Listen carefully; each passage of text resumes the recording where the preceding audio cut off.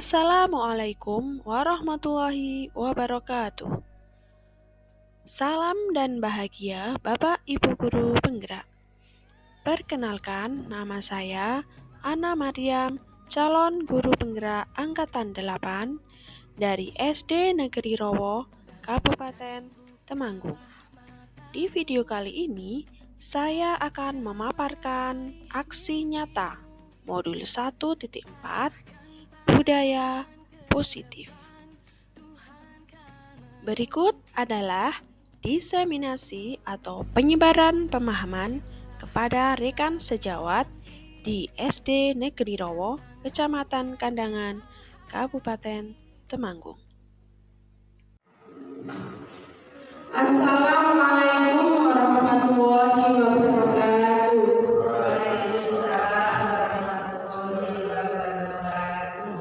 Kepada Bapak Ibu Guru SD Negeri Rowo yang saya hormati, kepada Ibu Kepala TK dan Ibu Guru TK yang saya hormati pula, pertama-tama marilah kita panjatkan puji syukur kehadirat Allah Subhanahu wa Ta'ala yang telah melimpahkan rahmat, nikmat serta karunia-Nya kepada kita semua, sehingga pada hari ini kita bisa berkumpul di ruang ini dalam rangka diseminasi modul 1.4, yaitu tentang budaya positif. Yang kedua, sholawat serta salam marilah kita haturkan kepada junjungan kita Nabi Agung Muhammad SAW yang kita nantikan syafaatnya besok di yaumul qiyamah. Amin Allahumma amin. Bapak Ibu yang saya hormati, sebelumnya perkenalkan, nama saya Ana Maryam. Saya calon guru penggerak Angkatan 8 dari SD Negeri Rowo, Kabupaten Temanggung. Pada kesempatan kali ini, yang pertama saya mengucapkan banyak terima kasih kepada Bapak Ibu yang sudah hadir di sini, sudah menyempatkan waktu untuk hadir di ruang ini. Mohon maaf saya tidak bisa membalas pengorbanan Bapak Ibu semua, namun saya hanya mendoakan semoga perjuangan pengorbanan Bapak Ibu dibalas oleh Allah Subhanahu wa Ta'ala. Bapak Ibu yang saya hormati, pada kesempatan kali ini saya berdiri di sini, saya tidak merasa bahwa saya itu lebih pintar ataupun saya lebih banyak ilmu dari Bapak Ibu semua. Namun saya berdiri di sini hanya ingin berbagi ilmu sharing apa yang telah saya dapatkan dari program guru penggerak yang sudah berjalan kurang lebih 3 bulan ini. Nah, yang kedua, kegiatan ini sekaligus wujud dari aksi nyata 1.4, yaitu tentang budaya positif di lingkungan sekolah. Mari Bapak Ibu kita mulai dengan bacaan basmalah bersama. Bismillahirrahmanirrahim.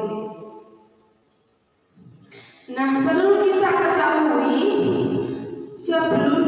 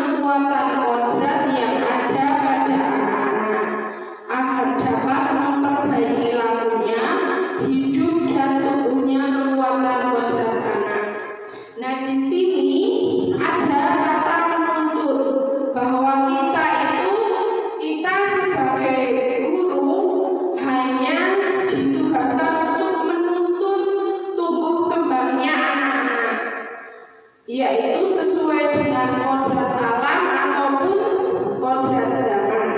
Nah, kodrat alam di sini maksudnya itu adalah kita sebagai guru harus melibatkan lingkungan alam sekitar kita. Misalnya di daerah kita itu pertanian, banyak profesi wali murid sebagai petani. Nah, kita bisa melibatkan lahan pertanian itu untuk pembelajaran, misalnya bercocok tanam ataupun lain sebagainya. Kemudian untuk kodrat zaman, nah kita sebagai guru di sini harus melibatkan teknologi yang sudah berkembang di zaman sekarang. Karena zaman sekarang dan zaman dahulu itu sangat berbeda jauh, ya Bapak Ibu. Maka dari itu kita sebagai guru harus melibatkan lingkungan alam sekitar dan juga perkembangan zaman yang ada. Selanjutnya untuk konsep inti budaya positif itu ada yang pertama perubahan paradigma belajar, yang kedua disiplin positif, yang ketiga nilai-nilai kebajikan, kemudian yang keempat kebutuhan dasar manusia, yang kelima motivasi perilaku manusia, yang keenam posisi kontrol guru, yang ketujuh keyakinan kelas, dan yang terakhir yaitu segitiga restitusi. Dari beberapa materi tentang konsep inti budaya positif, saya sudah menerangkan dua materi di kelas saya terutama. Yang pertama itu keyakinan kelas, dan yang kedua penyelesaian masalah dengan menggunakan segitiga restitusi. Nanti kita akan bahas lebih lanjut. Yang pertama perubahan paradigma belajar. Nah, dalam perubahan paradigma belajar ini kita membangun budaya positif. Sekolah dapat menyediakan lingkungan yang positif, aman dan nyaman agar siswa mampu berpikir, bertindak, dan mencipta dengan merdeka, mandiri, dan bertanggung jawab. Nah, di sini disiplin sangat tergantung dengan kontrol guru terhadap siswa. Nah, pada paradigma perubahan paradigma belajar ini kita harus memperhatikan lingkungan di sekitar kita untuk menerapkan budaya positif di lingkungan sekolah agar anak-anak itu bisa belajar dengan merdeka, dengan bebas, dengan adanya arahan dari Bapak Ibu guru. Selanjutnya disiplin positif. Apa makna disiplin? Mungkin Bapak Ibu yang ada di benak Bapak Ibu, apa itu disiplin? Melaksanakan sesuatu sesuai aturan. Ya, boleh. Jadi disiplin berasal dari kata Latin, yaitu disiplinan, yang artinya belajar. Tadi yang disampaikan Bunda itu disiplin yang sudah dimodernisasi, jadi menjadi makna yang beda. Ya, disiplin ini membuat orang menggali potensinya menuju sebuah tujuan apa yang dia hargai.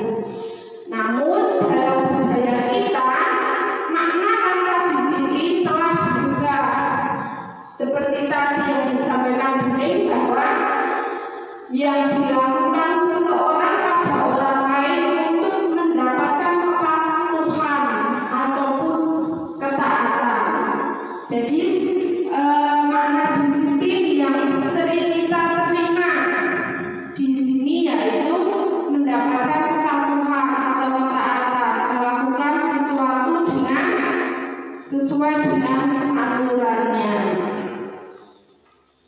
Disiplin adalah kemampuan memerintah diri sendiri dalam mengontrol dan menguasai diri untuk memilih tindakan yang mengacu pada nilai-nilai yang kita hargai dengan penuh tanggung jawab tanpa terperintah orang lain.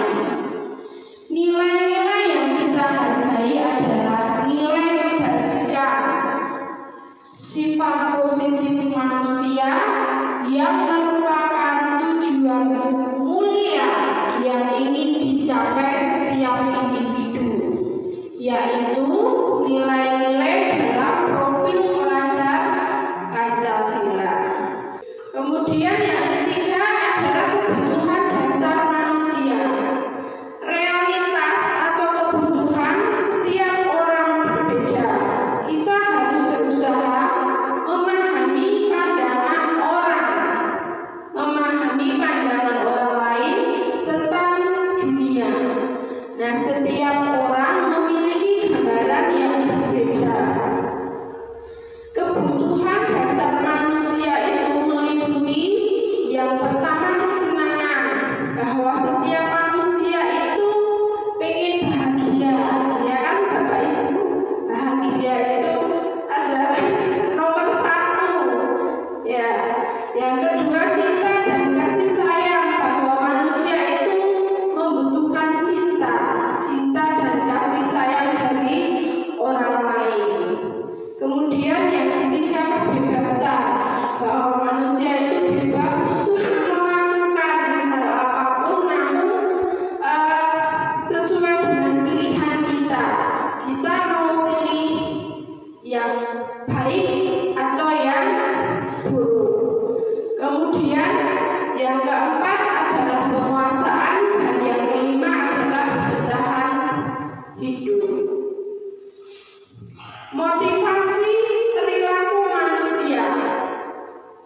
Di sini ada teori tentang motivasi perilaku manusia, bahwa motivasi manusia itu dilakukan untuk, biasanya yang pertama, menghindari ketidaknyamanan atau hukuman, yang termasuk ke sini yaitu ini masuk dalam motivasi eksternal karena dari luar diri kita.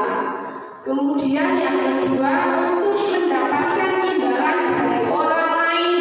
Nah, ini juga motivasi eksternal karena dari orang lain. Dan yang ketiga, untuk menghargai diri sendiri atau motivasi internal. Pada tahap ini, untuk menghargai diri sendiri, nah ini adalah tujuan dari disiplin. Tujuan dari disiplin yaitu untuk menghargai diri kita sendiri. Selanjutnya, hukuman, sanksi atau konsekuensi. Di sini disediakan sebuah kasus seperti ini. Maya kurang suka dengan pelajaran matematika, sehingga pada saat pelajaran tersebut berlangsung, dia lebih banyak diam diri atau menggambar di buku pelajarannya. Pada saat guru matematikanya, Pak Wisnu, menanyakan pertanyaan Maya dari buku, dan tak sengaja menjatuhkan tasnya dari kursi, serta tiba-tiba menjadi gagap saat berupaya menjawab.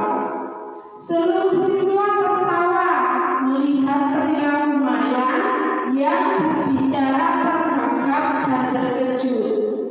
Pak Wisnu pada saat itu membiarkan teman-teman Maya menertawakan Maya yang gagap dan malu yang luar biasa, dan malah minta Maya untuk maju berdiri di depan sambil menunjuk hidungnya, karena dia tidak bisa menjawab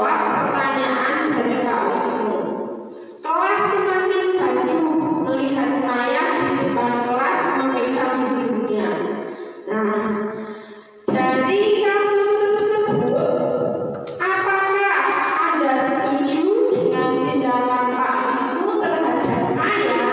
Apakah Bapak Ibu setuju? Tidak. Mengapa demikian? Karena oh iya, betul sekali. Ya, karena Pak Wisnu membiarkan Maya dibully, ditertawakan oleh teman-temannya.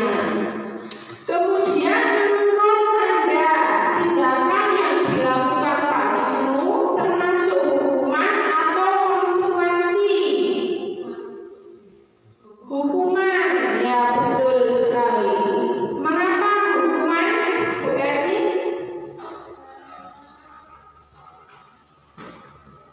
Karena Pak Wisnu langsung menyuruh Maya di depan dengan berdiri di depan sambil menunjuk hidungnya. Ya betul, itu termasuk hukuman.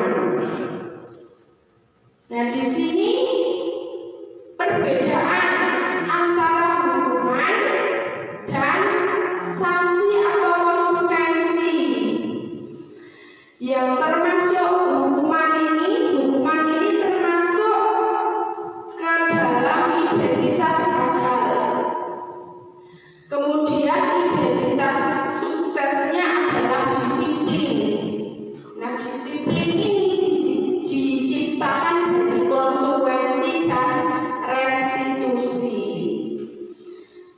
Yang termasuk hukuman ciri-cirinya adalah sesuatu yang menyakitkan harus terjadi. Jadi kalau hukuman itu anak akan merasa tersakiti. Kemudian kalau konsekuensi, sesuatu harus terjadi. Jadi konsekuensi ini sesuai dengan kesepakatan bersama. Kalau hukuman itu lebih ke memaksa, dipaksa untuk melakukan itu. Kalau konsekuensi itu sesuai dengan kesepakatan. Kemudian restitusi adalah pilihan dari anak. Dari ketiga ini yang paling baik adalah restitusi, karena restitusi pilihan dari anak. Kemudian yang kedua, tidak nyaman untuk murid dalam jangka waktu lama. Jadi hukuman itu tidak nyaman untuk murid dalam jangka waktu yang lama. Anak bisa malu, anak bisa stres dan down. Kemudian kalau konsekuensi, tidak nyaman untuk murid dalam jangka waktu yang pendek. Kalau konsekuensi itu kan kesepakatan bersama, jadi tidak nyaman dalam jangka pendek. Jangka panjangnya masih aman. Kemudian restitusi ini menguatkan untuk murid dalam jangka panjang. Dengan anak itu memilih suatu pilihan, maka pilihan itu akan menguatkan bagi muridnya. Yang ketiga, murid akan tersakiti. Jadi kalau seorang guru menghukum murid,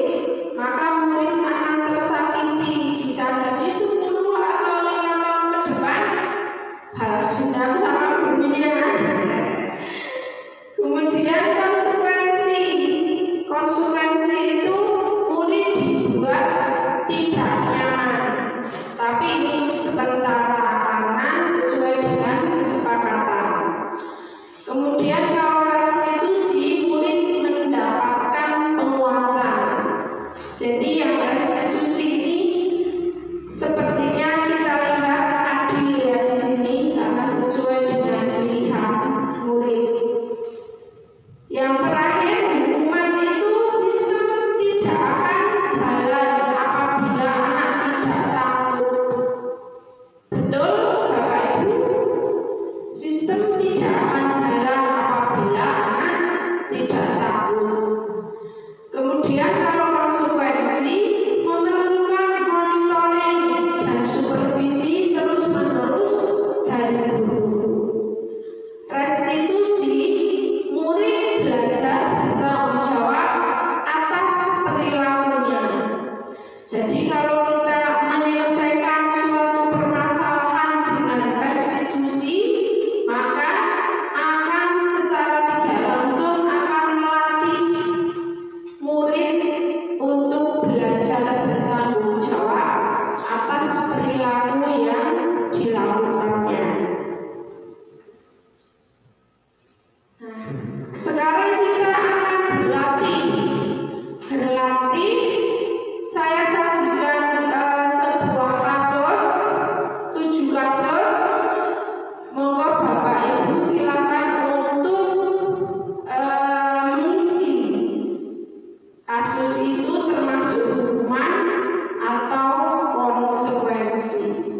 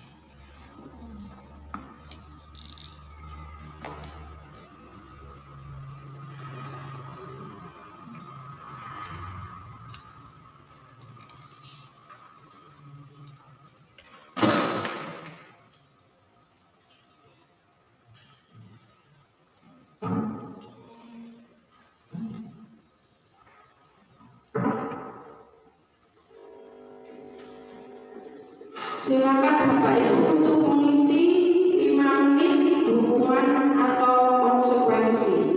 Nanti setelah selesai bisa dipajang di sini, ditempel di papan tulis.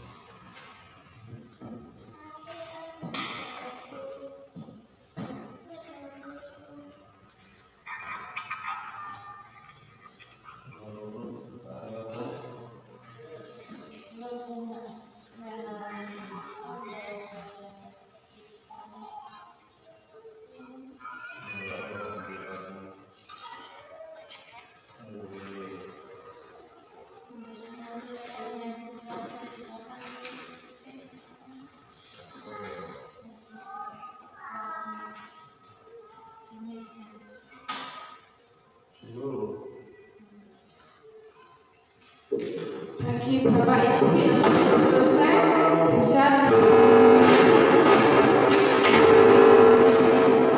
ditempel di papan tulis.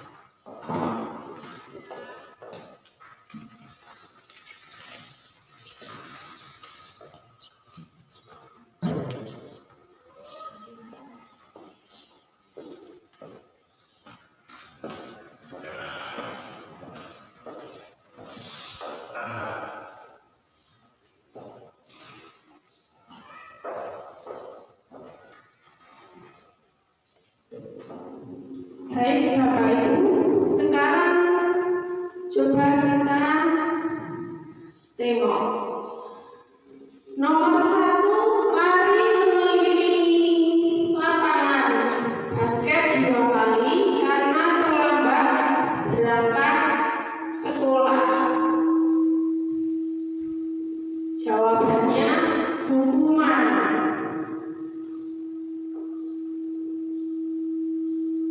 Jawabannya adalah hukuman. Betul, dari Bapak Ibu menjawab hukuman.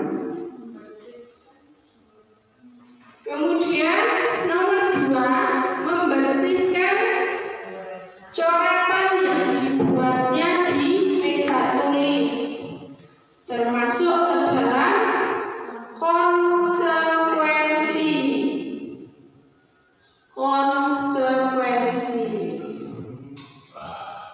Ya, betul.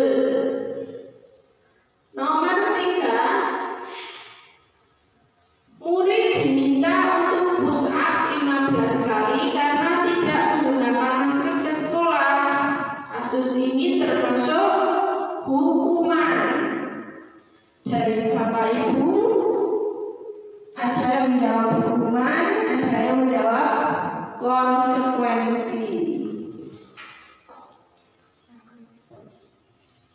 Nomor 4, menggantikan kertas tugas teman yang telah dicoret-coret, termasuk konsekuensi.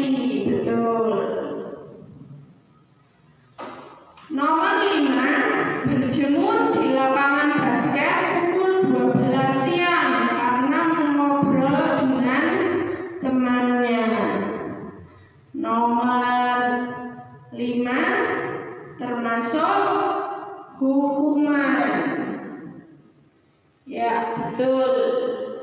Nomor 6, murid diminta bertelanjang kaki sepanjang hari karena tidak memakai sepatu sesuai dengan peraturan. Nomor 6, hukuman. Nomor 6, hukuman, betul. Nomor 7, berdiri di depan kelas karena tidak bisa menjawab pertanyaan. Kasus ini termasuk hukuman. Ya, betul sekali. Jawaban dari Bapak Ibu adalah hukuman. Tepuk tangan untuk kita semua.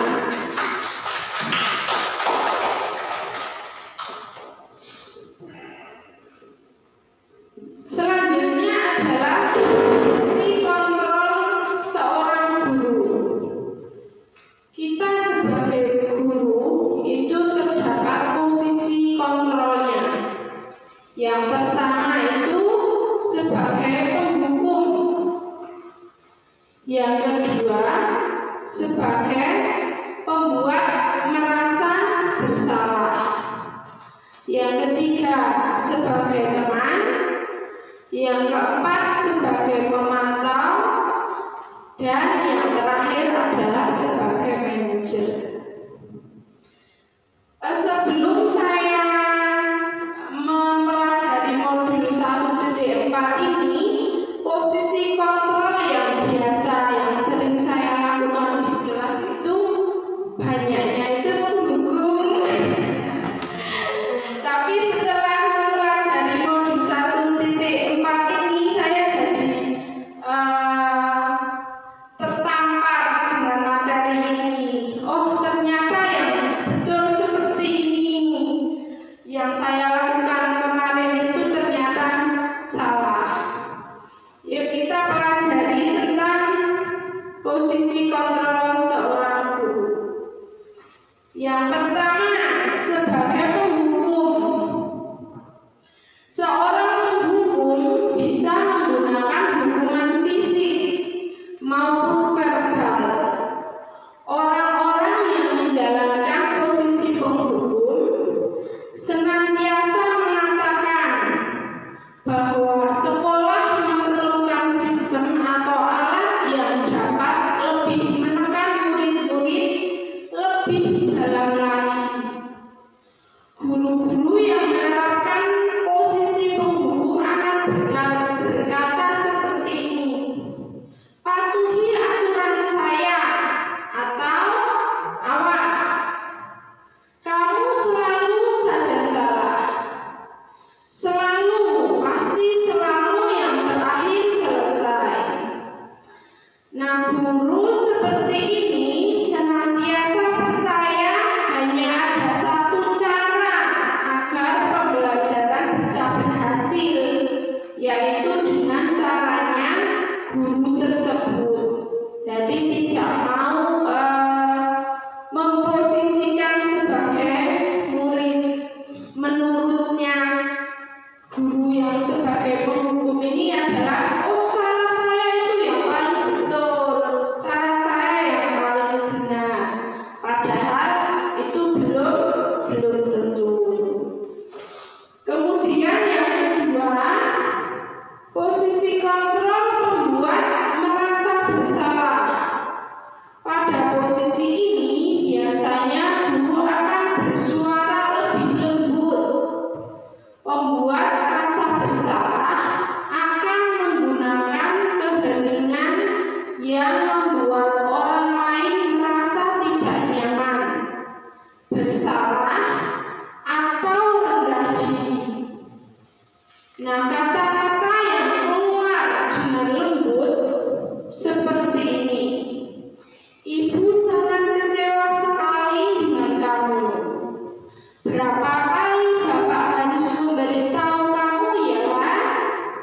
Gimana coba kalau orang tua kamu tahu kamu berbuat begini?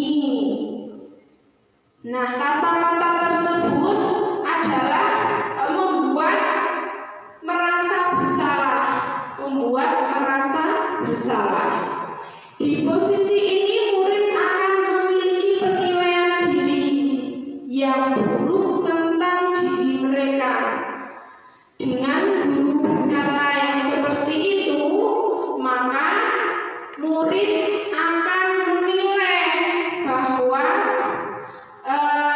diri yang buruk tentang diri mereka, penilaian diri yang buruk tentang diri mereka. Murid juga merasa tidak berharga dan telah mengecewakan orang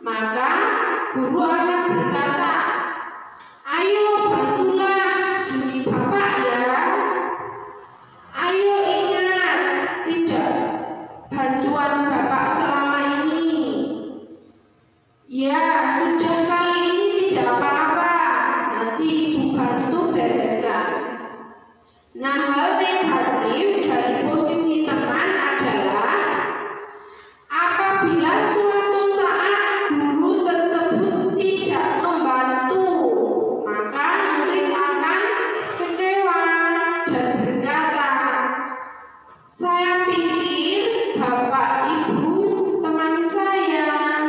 Maka murid akan merasa kecewa ketika Bapak Ibu guru tidak bisa membantu. Murid merasa dikecewakan dan tidak mau lagi berusaha. Hal lain yang mungkin timbul adalah murid hanya akan bertindak untuk guru tertentu dan tidak untuk guru lainnya. Maka murid akan tergantung pada guru tersebut. Nah, pada posisi ini sebagai teman ini untuk kata-katanya sudah lembut, tidak kasar seperti penghukum, namun akan menjadi ketergantungan murid, karena murid tidak mungkin tidak akan melakukan hal itu kepada guru lain, hanya dengan guru itu saja. Kemudian posisi kontrol sebagai pemantau. Nah, memantau berarti itu mengawasi. Pada saat kita mengawasi, kita bertanggung jawab atas perilaku orang-orang yang kita awasi. Posisi pemantau berdasarkan pada peraturan-peraturan dan konsekuensi. Dengan menggunakan sanksi atau konsekuensi, kita dapat memisahkan hubungan pribadi kita dengan murid.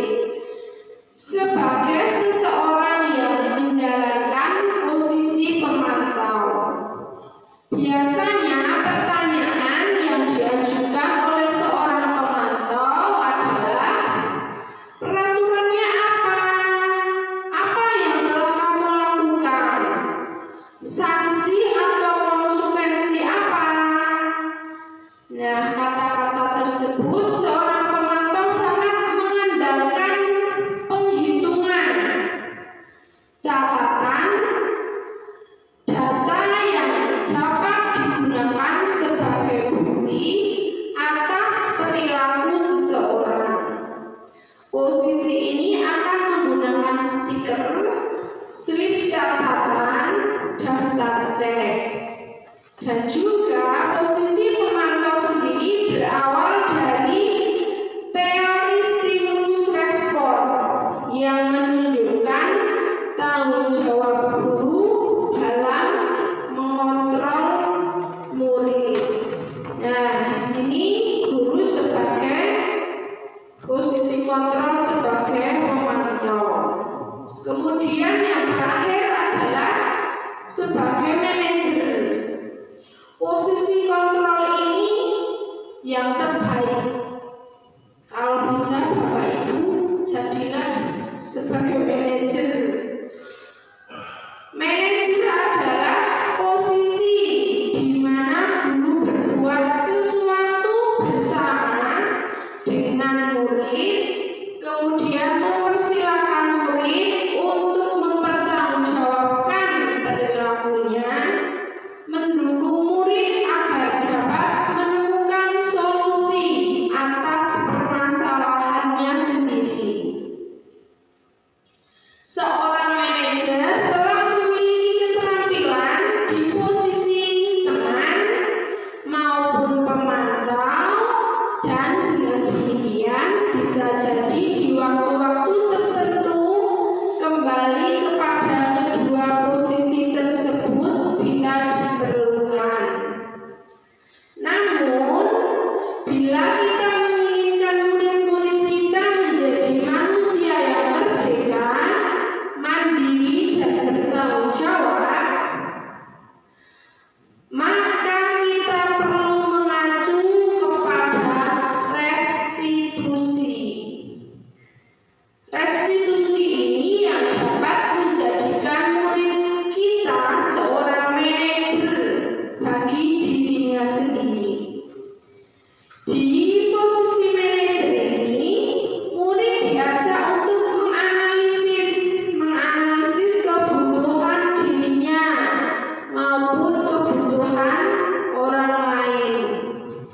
Di sini penekanan bukan pada kemampuan untuk membuat konsekuensi, namun di posisi manajer ini adalah saling berkolaborasi antara murid dengan guru. Jadi pada posisi ini, pada posisi manajer, guru menggunakan segi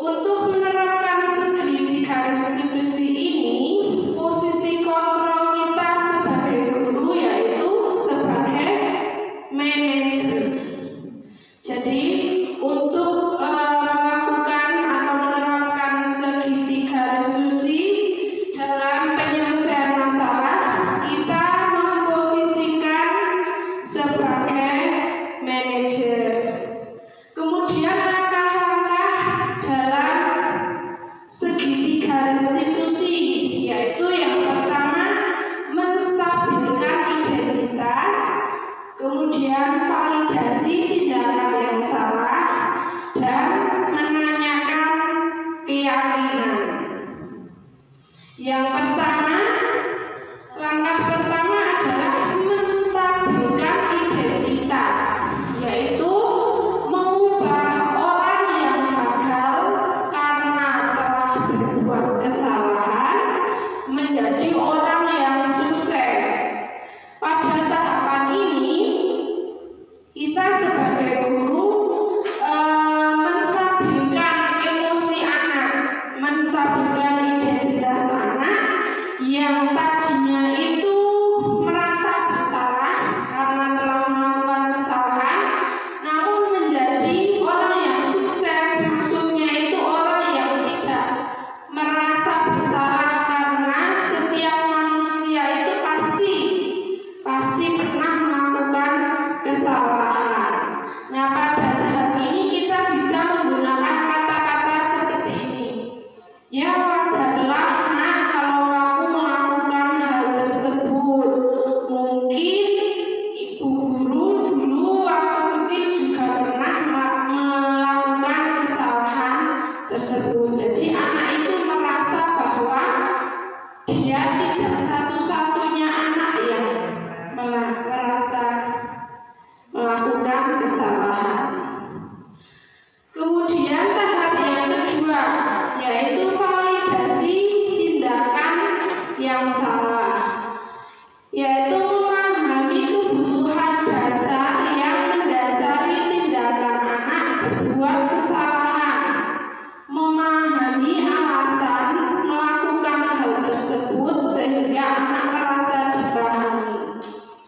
Dalam tahap ini, kita sebagai guru yang menerapkan segitiga restitusi dalam penyelesaian masalah bisa menggunakan kata-kata seperti ini.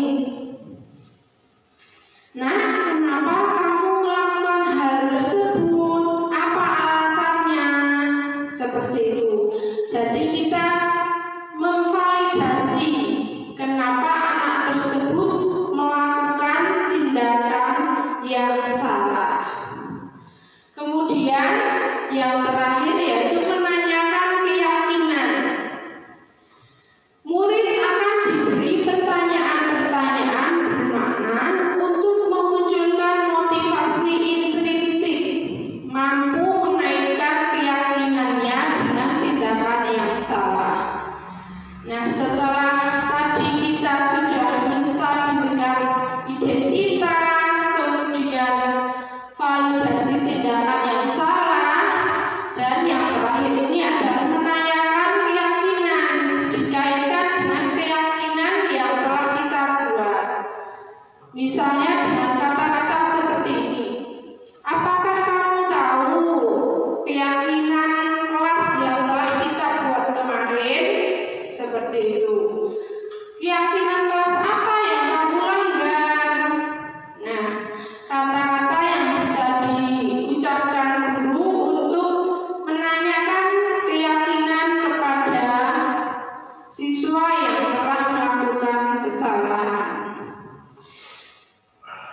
Pada tahap ini, saya sudah menerapkan segitiga restitusi. Jadi kemarin saya praktik melakukan atau menerapkan segitiga restitusi dalam menyelesaikan permasalahan.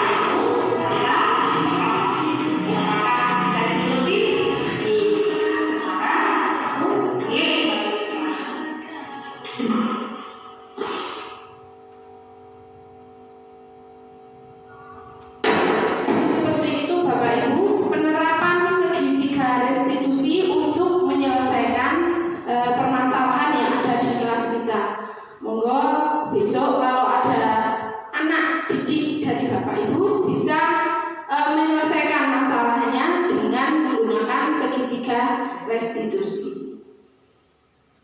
Demikian yang dapat saya sampaikan untuk materi modul 1.1 yaitu tentang budaya positif. Mungkin dari Bapak Ibu ada tanggapan ataupun pertanyaan untuk saya atas materi yang tadi saya sampaikan. Monggo dipersilakan Bapak Ibu memberikan tanggapan positif. Ya, ini.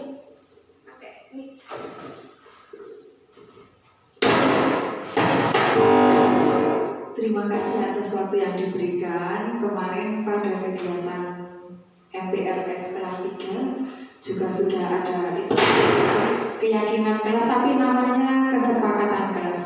Cuma untuk penanganan anak yang melanggar hukum memang ini ada restitusi, ada konsekuensi, ini memang hal baru. Terima kasih, nanti akan menjadi referensi yang menambah supaya nanti di kelas tidak terjadi kayak verbal bullying atau hukuman yang bersifat negatif. Demikian, terima kasih. Wassalamualaikum warahmatullahi wabarakatuh. Ya, baik, terima kasih Bu Ning atas tanggapan positif tentang budaya positif yang sudah diterapkan di kelas 3. Terima kasih Bu Ning atas tanggapannya. Mungkin ada Bapak Ibu guru yang lain yang mau menanggapi atau boleh bertanya. Kalau bisa saya jawab. Bu Putri? Ya. Baik, cukup sekian ya Bapak Ibu. Terima kasih atas waktu, atas kehadirannya Bapak Ibu di sini. Semoga tercatat sebagai amal kebaikan. Kurang lebihnya mohon maaf. Semoga materi yang saya sampaikan hari ini bermanfaat dan bisa diterapkan di kelas Bapak Ibu masing-masing. Apabila ada kata-kata yang kurang berkenan, saya mohon maaf. Marilah kita tutup dengan bacaan hamdalah bersama. Alhamdulillahirabbil alamin. Wassalamualaikum warahmatullahi wabarakatuh.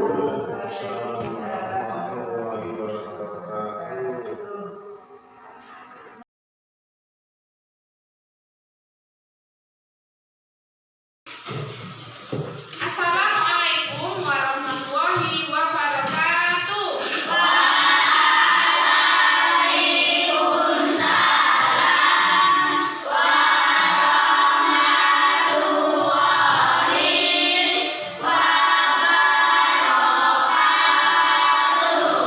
Apa kabar hari ini anak-anak? Sehat? Sehat. Semangat? Semangat. Coba guru kasih tepuk semangat. Tepuk semangat.